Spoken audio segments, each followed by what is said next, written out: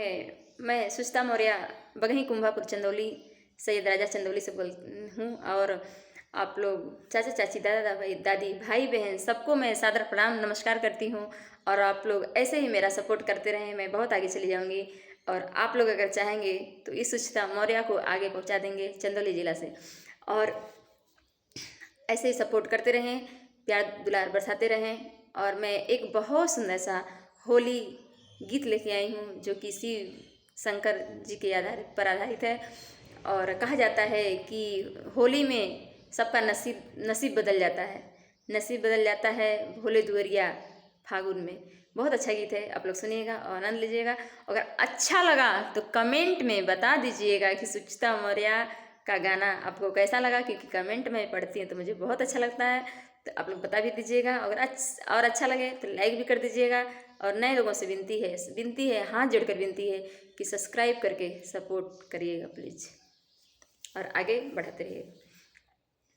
बदलेला नसीब भोले दुअरिया फागुन में, बदलेला नसीब भोले दुअरिया फागुन में। अरे भोले दुअरिया फागुन में, भोले दुअरिया फागुन में, बदलेला नसीब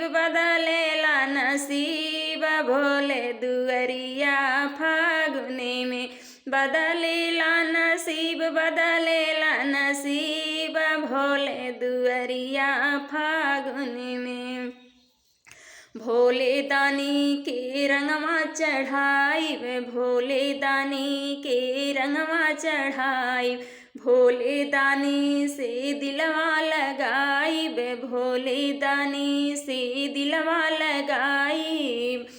भोले दानी अपार, भोले दानी अपार, भोले दानी अपार, भोले दानी अपार, भोले दुअरिया फागुन में, बदलेला नसीब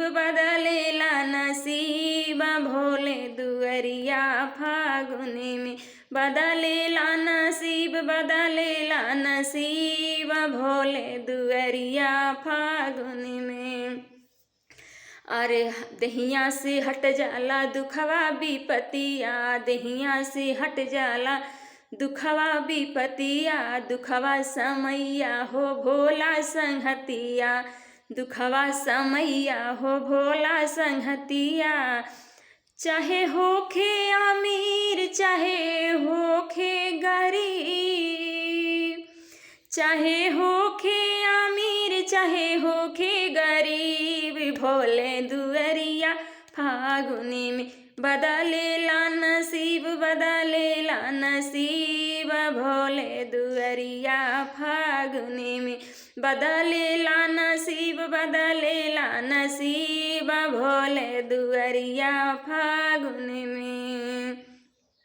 इस सुचिता मौर्य के चैनल को सपोर्ट करिएगा भोले दानी जी के नाम पे, और आगे बढ़ाइएगा सपोर्ट करके, सब्सक्राइब करके, लाइक करके प्लीज़।